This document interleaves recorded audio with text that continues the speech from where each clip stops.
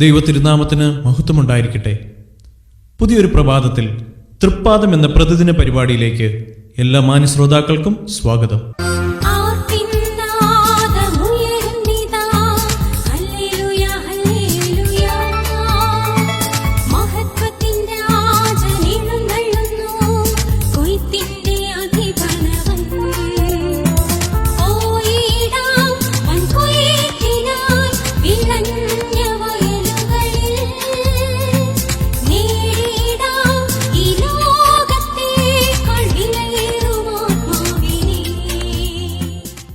ഇന്ന് നമ്മോട് വചനം സംസാരിക്കുന്നത് സഹോദരൻ എബ്രഹാം മാത്യൂസ്, തിരുവനന്തപുരം.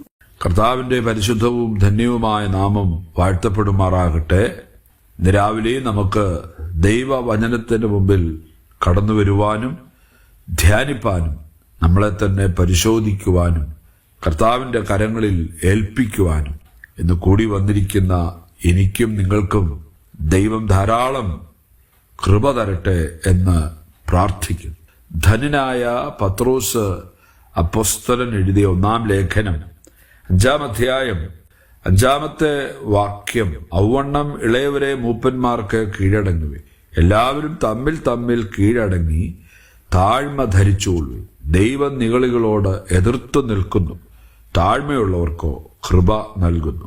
അതുകൊണ്ട് അവൻ തക്ക സമയത്ത് നിങ്ങളെ ഉയർത്തുവാൻ ദൈവത്തിന്റെ ബലമുള്ള കൈക്കീഴ് താണിരിപ്പിൻ. അപ്പോസ്തലനായ പത്രോസ് വളരെ ശ്രേഷ്ഠമായ നിലയിൽ ദൈവമക്കളോട് പറയുന്ന ചില പ്രബോധനങ്ങൾ, ഇതിന്റെ പശ്ചാത്തലം നാം പഠിക്കുമ്പോൾ കഷ്ടതകളിലൂടെയും പീഡനങ്ങളിലൂടെയും കടന്നു പോകുന്ന ഒരു സമൂഹം. ഒരുപക്ഷെ ആ സമൂഹം, ഇന്നത്തെ ക്രൈസ്തവ സമൂഹം ഉള്ളുകൊണ്ട് ചിന്തിക്കുന്നുണ്ടായിരിക്കാം, എന്തുകൊണ്ടാണ് ഇത്രയധികം കഷ്ടതകൾ കടന്നു വരാൻ കാരണം. അതിനെല്ലാം പരിഹാരം ഈ ലേഖനത്തിൽ വളരെ കൃത്യമായും വ്യക്തമായും പരിശുദ്ധാത്മാവ് മുഖാന്തരം അവരെ പ്രബോധിപ്പിച്ചിട്ട് ഒടുവിൽ പത്രോസ് അപ്പോസ്തലൻ അവർക്ക് നൽകുന്ന ചില പ്രായോഗികമായ നിർദ്ദേശങ്ങൾ. ഇവിടെ നമ്മൾ വായിച്ച വേദഭാഗത്ത് മൂപ്പന്മാർക്ക് ഇളയ ആളുകൾ കീഴടങ്ങണം. ദൈവമക്കളായിട്ടുള്ള ആളുകൾ ഒരു സ്ഥലം സഭയിൽ അവർ മൂപ്പന്മാർക്ക് കീഴടങ്ങണം. അവർക്ക് കീഴടങ്ങുമ്പോൾ തന്നെ അവർ ഉൾപ്പെടുന്ന ശുശ്രൂഷക വൃന്ദം അല്ലെങ്കിൽ എല്ലാവരും തന്നെ അവിടെ എഴുതിയിരിക്കുന്നത് തമ്മിൽ തമ്മിൽ കീഴടങ്ങി താഴ്മ ധരിക്കണം.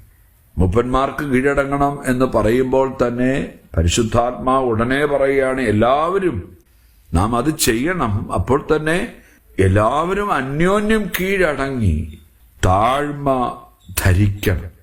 പലപ്പോഴും വിശ്വാസ സമൂഹത്തിന് ഇല്ലാതെ പോകുന്ന ഒരു കാര്യമാണ് താഴ്മ.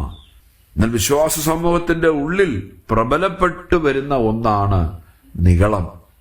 ഇവിടെ നിഗളികളോട് ദൈവം എതിർത്തു നിൽക്കുന്നു എന്നും താഴ്മയുള്ളവർക്ക് കൃപ നൽകുന്നു എന്നും നമ്മൾ വായിക്കുന്നു. മാത്രമല്ല, അവൻ നമ്മെ തക്ക സമയത്ത് ഉയർത്തുമെന്നും ഈ ഭാഗം നമ്മളെ പഠിപ്പിക്കുന്നു. എത്ര ശ്രേഷ്ഠമായ പ്രബോധനങ്ങളാണ് നമ്മൾ വായിച്ചത്.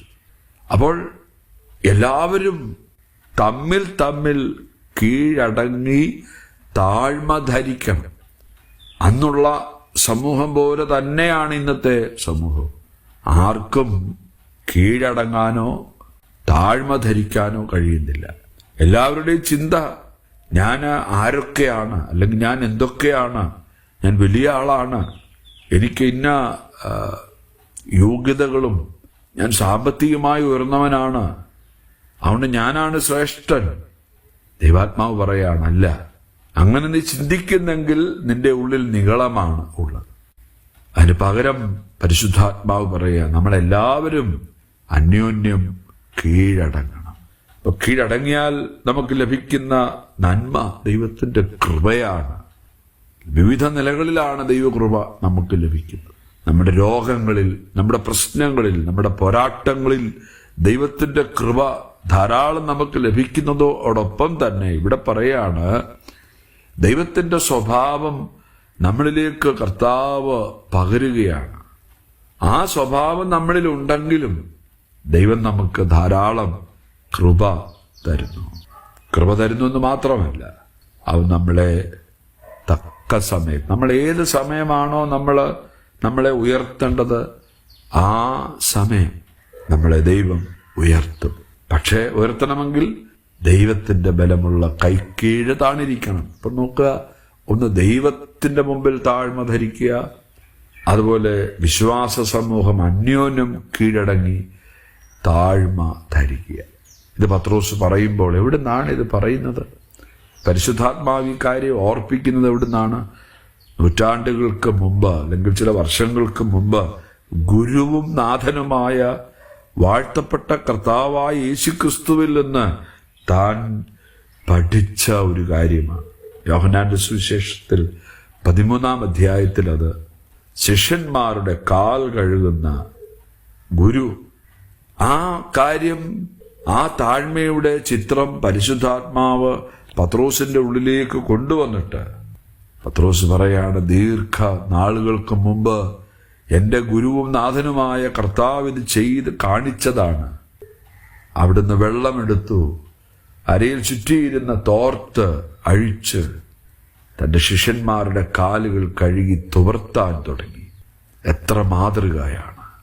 പത്രോസ് പറയാണ്, ആ കർമ്മം ചെയ്യുക എന്നുള്ളതല്ല, ആ കർമ്മത്തിൽ അടങ്ങിയിരിക്കുന്ന സ്വഭാവം നമ്മളിലേക്ക് കൊണ്ടുവരിക.